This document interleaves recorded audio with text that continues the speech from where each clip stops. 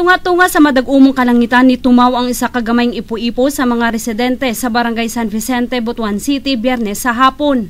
Ang 15 anyos nga si Miko Lugpatan dayong nikuha og video. Murag tako kay siya nga kuan nagtuyok nya. Karon po kita ay nga to nga kadako. Kana nga panghitabo murag kuya baya kaayo jud na siya.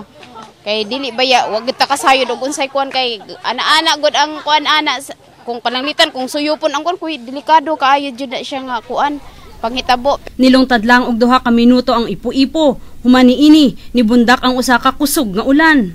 Sumala sa pag-asa resulta sa taas nga temperatura, baga nga panganod og low pressure ang hinungdan niini. Gipasabot sab sa buhatan, cloud panel pa lamang ang tawag sa ipo-ipo nga wala makatugpa sa yuta. From the cumulonimbus cloud system, kasi ang ipo-ipo is intense rotating column of air na extend from the base of a cumulonimbus clouds na funnel. It is called funnel cloud. Funnel cloud. Bisan wala kini makaapekto sa mga residente, gipahimangnuan gihapon ang mga residente nga magamping. Mi Jess Patrol sa Caraga.